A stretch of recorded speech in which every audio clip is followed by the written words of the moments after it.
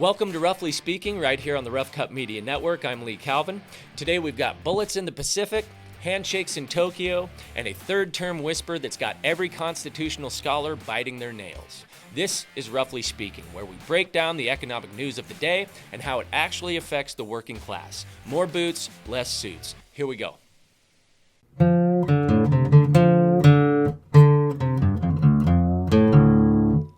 Let's jump into our first story. On Monday, the U.S. military carried out a series of strikes in the eastern Pacific Ocean, targeting vessels the Pentagon said were involved in narcotics trafficking. Pete Hegseth announced the operation and confirmed that 14 people were killed and one survivor was rescued by Mexican authorities. According to the Pentagon's briefings, the 4 boats were known by our intelligence to be on known narco-trafficking routes and were in open waters off of Colombia. What's striking here is the scale and method. Multiple boats struck in one day, very distinct from earlier isolated operations. Roll tape. Breaking news this morning, just before our show came on the air, we learned 4 more alleged drug boats were targeted yesterday by the U.S. military. Defense Secretary Pete Hegseth said a total of 14 so-called narco-terrorists were killed in the Eastern Pacific, with one known survivor. Joining me now from our D.C. bureau is CBS News senior national security correspondent Charlie D'Agata. So Charlie, what can you tell us about these new strikes? Yeah, Vlad, as you said, it just broke this morning. Moments ago, we heard from Secretary Hegseth, and, he had said that this is going to be a daily occurrence. We have to point out where these strikes took place. He said 3 strikes, 4 vessels. That's important because you can see in that video there, 2 of them were hit with 1 strike. 14 individuals were killed. The survivor, there was a search and rescue that was scrambled, largely with help from Mexican search and rescue teams, and we'll try to find out more about that survivor from those strikes. Now, let me be clear. Drug trafficking is a serious threat, no argument. But when the U.S. military labels these vessels as unlawful combatants and uses military force in international waters, we're entering a very different realm. The questions for working Americans and smaller business owners aren't just about drugs. They're about precedent, oversight, cost, and consequence. Think about it this way. When the federal government commits war-level resources, warships, fighter jets, large-scale operations, those budgets come from somewhere. That means tax dollars, legislative trade-offs, and reputational risk. For someone flipping furniture, running a custom wood shop, or bootstrapping a brand, those macro decisions filter down and affect supply chains, labor markets, and trade climates. And what about oversight? The Pentagon has refused to disclose key details: quantities of drugs, identities of the dead, legal basis beyond "we have the authority." We're seeing a transition from policing into militarized action. That might suit the headline makers, but for the people who show up Monday morning for real jobs, that means more uncertainty, more risk, and fewer guarantees that institutions are staying on the secure path. However, much more seriously is the effect it has on how we react to this kind of illegal military force. It is so clear what they are doing here. They are acclimating American citizens to the use of the military in unlawful and unprecedented ways. Why? So they can start turning the military against our own people, against anyone they deem as a political enemy. And this is exactly how you do it. Attack an unnamed and faceless enemy and offer no proof or details to the supposed crime they are committing. No, I don't want drug dealers with free access to the American market. But I also don't want to live in a country where we so readily accept the death sentence without due process. This is illegal, this is inhumane, and this is not what America stands for.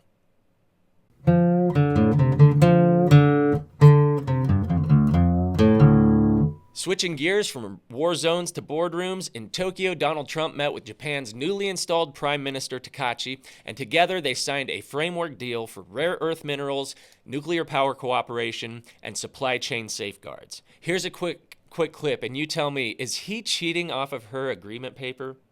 Roll tape.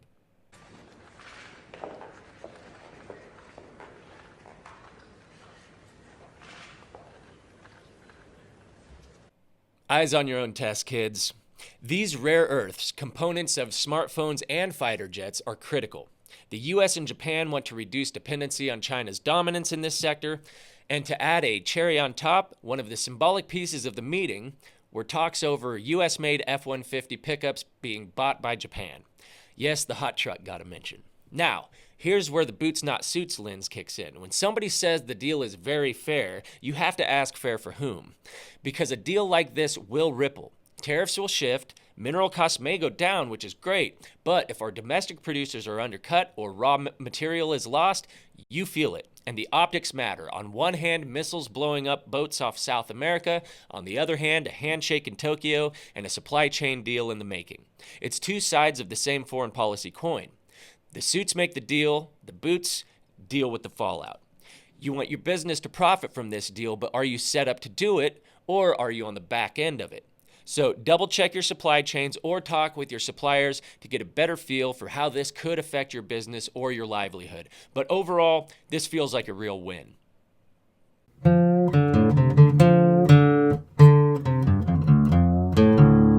And finally, the biggest headline of them all, talk of a third term. President Trump has again flirted the idea of running for a third presidential term in 2028, despite the clear barrier of the U.S. Constitution's 22nd Amendment, which says no person shall be elected president more than twice.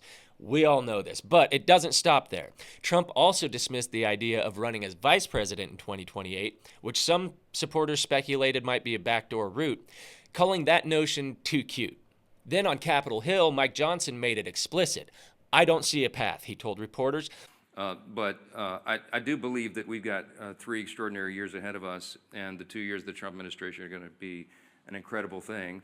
And I don't see a way to amend the Constitution because it takes about 10 years to do that, as you all know, to allow all the states to ratify what 2/3 of the House and 3/4 of the states would approve. So I don't see the path for that, but I can tell you that we are not going to take our foot off the gas pedal. We're going to deliver for the American people, and we've got a great run ahead of us. We'll have 4 strong years. The Constitution's amendment process would take years, and no legitimate route exists for a third term under current law. So, what does this mean for you? The listener who punches in, pays bills, runs a shop or a brand? Simple. When the rules start bending at the top, the risks for everyone downstream increase. Institutions break not just when they collapse, they break when they're bent. You rely on predictable elections, transitions of power, up and down mobility. When those get murky, the ground shakes. Think about credit, consumer confidence, and investment. People pull back when the future becomes uncertain. When the guy sitting in the Oval Office starts floating third-term dreams, you don't just watch the politics, you feel the fallout. For working folks, bedrock matters, stability matters. And it would appear that this administration is hell-bent on making everything so confusing that we don't have time to pay attention to the details. He has already proven a blatant disregard for the Constitution, so let's just be prepared.